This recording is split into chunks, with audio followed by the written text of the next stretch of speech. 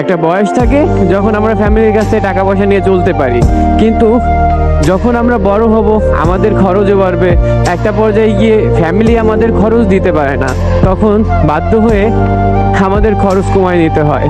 আর তখন বিবেকে এমনি একটা নাড়া দেয় যে না, আমি বড় হয়েছি, এখন আমার নিজের কিছু করতে হবে, তাহলে আমি নিজে চলতে পারবো, নিজে সুন্দরভাবে থাকতে পারবো।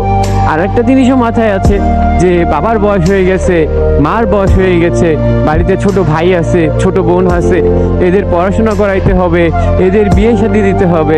তো বাবার পর দায়িত্বটা ঠিক এইভাবেই ঘাড়ে চলে আসে। আর এইগুলো যখন ঘাড়ে চলে আসে তখন একটা মানুষ বাস্তবমুখী হবেই, অতএব তার কর্মসংস্থান লাগবে এবং তার কর্ম করাই লাগবে।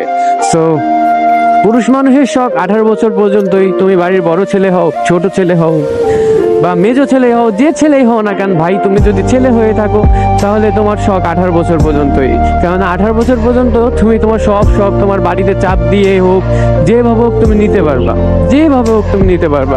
কিন্তু যখন তোমার এই বয়সটা ক্রস হয়ে যাবে তখন তোমার অটোমেটিক ভাই ফ্যামিলির একটা চাপ তোমার উপর চলে আসবে। হ্যাঁ, তখন ফ্যামিলির লোক বলবে তোকে পড়াশোনা করায় মানুষ করতে পারলাম না, তুই কিছু করতে পারতেছিস না, ওর ছেলে ওই করতেছে, এর ছেলে ওই করতেছে, তুই কিচ্ছু করতে পারতেছিস না, তোকে দিয়ে কিচ্ছু হবে না।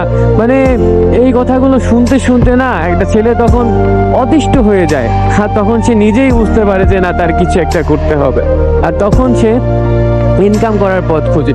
কত ছেলে আছে যাদের বাবা নেই বা বাবা অসুস্থ, তারা দেখা যাচ্ছে অল্প বয়সেই কর্মসংস্থানে ঘুরে বেড়াচ্ছে। কেউ হয়তো রিক্সা চালাচ্ছে, কেউ হয়তো রাজমিস্ত্রির কাজ করতেছে, কেউ হয়তো হোটেলে জব করতেছে, কেউ হয়তো বাইরে চলে যাওয়ার চেষ্টা করতেছে। যাদের ফ্যামিলি অ্যাবিলিটি ভালো তারা ঠিকই বাইরে চলে যায়।